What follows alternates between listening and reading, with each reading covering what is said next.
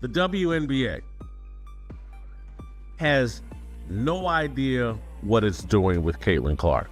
Can we all agree on that? They have no idea.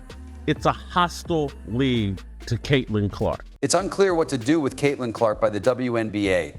They aren't standing up for her. She isn't getting promoted. It appears that they are trying to avoid spending too much time with her. The Indiana Fever are furious about this and preparing for a major winter makeover. Regarding how potential Fever players should view Caitlin Clark, a new crucial member of the front office did not hold back. The WNBA ought to be terrified of what's in store for the court in the upcoming season. Welcome back. How do you build and sustain off of this Caitlin Clark buzz that we've been experiencing here? I mean, it's been a great year, but how do you make it even bigger and move on from this? Yeah, I think that, you know, we've seen that such a huge inflection of attention, and you know, her play, just the way she plays the game, I think that's going to be sustainable. There's clearly there's something about the way she plays the game, her passing, her shooting, that people really identify with. And our backcourt, I think, is probably going to be one of the best in the league between her and Kelsey. It's a dynamic duo right there. But I think you know, we're going to work at it. We understand. I've been through this, you know, not to this level, but we've had points where, incremental points where we've had, you know, the tide lift a little bit and then go back down. So, you know, we're going to work at making sure that we capture all the opportunities to make sure these fans are important to us, that we want to sustain the growth and the interest level in the franchise. I mean, this is about the Indiana Fever. Yes, we have a foundational player in Caitlin Clark and Leah Boston, and, you know, we're going to continue to add to that. But I want this team to be the leader in the country, and, you know, a brand, an enduring brand, you know, like Apple or something. I mean, we have a real opportunity here. So I think that's a goal for the future, is, you know, it's always about your players. I was raised by Donnie Walsh, and, you know, it's not about me, it's about our players. And I want to put them out front. These are dynamic women.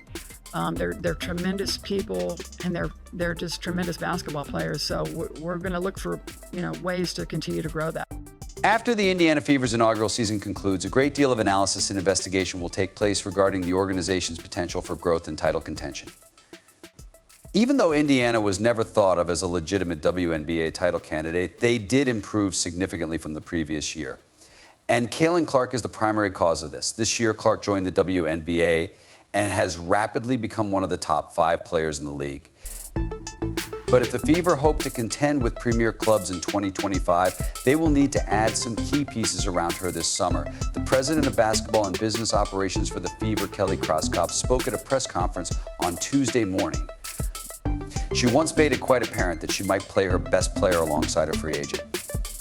Having a fantastic club and years of success is not enough to earn 2 first-round draft picks. You experience certain highs and lows, as you may know. Thus, I firmly believe that we're situated and ready for a wonderful, prosperous future for Fever basketball. Bob and Scott, let's get moving. What components is this squad missing to advance, and how does free agency fit into the picture? Indeed, it's evident that we have 2, if not 3, core players. You know, you have a front court player in Aaliyah Boston, Caitlin Clark, and then Kelsey Mitchell, who are the 2 consecutive Rookies of the Year. I mean, I believe that we should support Kelsey because of her experience and leadership. We must supplement that. It was really, you know, veterans that have been in the foxhole and have been together, so I spent a lot of years just trying to add experienced players around Tamika Catchings. These are the ways in which you know, have success elements. It is not a panacea. Though I don't think there's a quick remedy, I do believe this team could use some additional expertise and size. Furthermore, the clubs who are currently in the playoffs are stacked with players who have been there. To start with, I have high standards for myself, and I'm a rather demanding person. Then there is the one about our team and employees. First off, this is a location where players may come and improve if they're. And surround yourself with a team that is on your side, where they will find all they require for success. You will therefore fit right in with this team because we are all about winning if you have the proper DNA and you enjoy competing in the game. This is a successful franchise after all. We've consistently been successful in winning and making the playoffs. You know, my goal is to get us back to that degree of reliability, and dedication is required for that. It requires players who genuinely care about being excellent players and members of a winning team. Let me begin by mentioning Kelsey Mitchell. She was, as you may recall, drafted into the previous team I played for. So our general manager and coach was Pokey Chapman. I attended one of USA Basketball's training camps in Santa Barbara to watch Kelsey play. And I said, I'm watching our draft pick right now to Pokey over the phone. This player is going to be huge, I promise. She will be a dynamic guard for us for many years to come. I mean, thus, without Kelsey Mitchell, we would not be where we are now. She is, after all, obviously a very foundational component. She has been in and out of this building for the past 7 years. She endured a lot as we were getting ready to improve even further new practice facilities, a new arena, improved playing fields, you name it, all the renovations. After all, Kelsey experienced all of that, and she recovered. She never lowered her head. She continued to play hard and gave it her all. She is therefore crucial to the future success. I used to remind our players that our first championship was earned when Caitlin Clark was 10 years old. I say this first because there will be another one eventually. However, this is the time when, as you may know, generational differences exist sometimes. It takes a generation to advance to a new level. I used to make jokes with our media relations man about how much I was looking forward to the day when everyone was talking only about women's basketball. Only the match. Have you watched last night's game? And it thrills me because as a generation, I always believed we would eventually arrive. What will transpire? There was going to be an event, and I was always hopeful and filled with confidence that it will happen. I simply had no idea if I would live to witness it, and I find that exciting. Seeing is what I adore doing. Tyrese Halliburton of the Indiana Pacers, who has emerged as one of the NBA's best guards over the past 2 seasons, was another player she likened to Clark. I notice a lot of similarities between Tyrese and Caitlin Clark, said Krauskopf. We will become really dangerous if we can put together the ideal components around a point guard like her. Krauskopf is entirely right when he says that the Fever will become an even more formidable team by surrounding Clark with a few key players.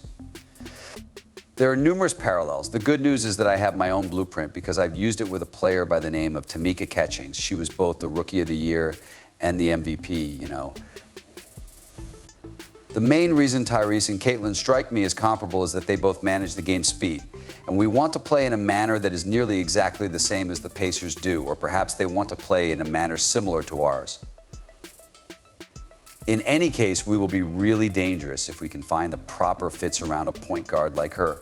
You know, you're searching for the appropriate kinds of players who can play that kind of basketball around her, so I'm looking forward to that challenge. And there's the strange similarity between the two of them. If you're a skilled basketball player and you see how she plays, you should probably want to play with her. You know, she passes to space, and like Tyrese Halliburton, she gets you the ball in places you didn't even realize you were open.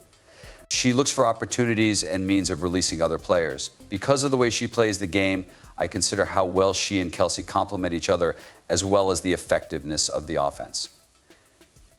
And that seems like it would be a major lure. You know, I believe it's a simple picture to portray to free agents. You guys are probably aware that Kelly Krauskopf has returned. I wouldn't say she's returned. She's across the street to the Fever to support us as we advance this franchise in this incredible occasion. Kelly will thus now be in control of both the basketball and business aspects. Additionally, she will be negotiating with Kelsey and her representatives and making the decisions. We'll use every effort to retain her, I promise.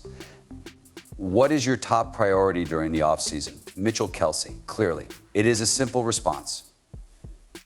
Guys, let me tell you something more. We need a few more players, considering the 4 teams who are currently in the finals. We must search our skill pool as not as large as that of New York, Connecticut, or Minnesota. They have a few years on us already. We must so enter free agency and search for a skilled veteran who can lead us to greater heights. What's on your mind, Lynn, in terms of skill set when you go there? Those that are able to work inside our system are what we want. We're going to sprint. We're going to play fast-paced, high-tempo basketball. If you play with Caitlin Clark, I want you to be able to spread the floor, get to the rim, and then defend, but at the same time. Although it's not where it should be, we acknowledge that our defense was marginally stronger. The top 4 defensive teams are all represented in the final 4 teams. Therefore, we must keep addressing that issue. Krauskopf now has the task of luring those guys to Indiana during the offseason. She has a new GM who will assist her, so she isn't doing it alone this time. Amber Cox has been appointed as the new general manager and chief operations officer by the Indiana Fever. On October 28th, WNBA veteran Cox will formally assume the position current general manager Lynn Dunn will move into a senior advisor position with Fever basketball. As the former chief operating officer of the Dallas Wings, Cox brings a wealth of experience to the table, having led the team to both financial and attendance records. Other notable moments in Cox's career include managing revenue operations for the Connecticut Sun and leading the Phoenix Mercury to 2 WNBA championships in 2007 and 2009. It is anticipated that her leadership will bolster the Fever's endeavors to sustain their lucrative and competitive franchise. Kelly Krauskopf, president of business and basketball operations for the Fever, said in a press release, "I have known Amber for over 20 years and have watched her successfully build teams both on and off the court. She provides our leadership team with a diverse spectrum of executive expertise. Cox is a seasoned professional basketball player with a wealth of knowledge in various facets of the sports business. During the Kansas City Current's first NWSL season, she supervised corporate operations and concentrated on player experience, partnerships, ticket sales, local TV deals, branding, and digital strategy. Along with serving as the assistant commissioner for women's basketball at the Big East Conference from 2014 to 2015, she has also held positions as chief marketing officer for the Houston Dynamo of the MLS and the Houston Dash of the NWSL. The Fever are trying to build on their recent success, which includes going back to the playoffs for the first time in 8 years under Dunn's direction and adding outstanding rookie Caitlin Clark. Dunn's hiring decision comes at a crucial time for the organization. Cox acknowledged his happiness at the chance to contribute to the Fever's advancement both on and off the court. Cox told ESPN, "I am thrilled to be joining the Fever at this momentous WNBA season, and I am thankful to Kelly Fever ownership and Noel Raines for this chance. I'm excited to help create a world-class experience for our players and fans on and off the court." The Fever has a top-down commitment to investing in the club to assure its continuing growth and success. Star player Clark, who has already established herself as one of the WNBA's brightest prospects, will surely take note of this front office decision as the Fever prepares for future success. Especially with the team on the rise, players like Clark will undoubtedly benefit from Cox's leadership, which will also improve the Fever's standing in the league. Don't you believe the Fever can make some waves next season? Especially with several new players joining the team, please share your ideas with me in the comments section below.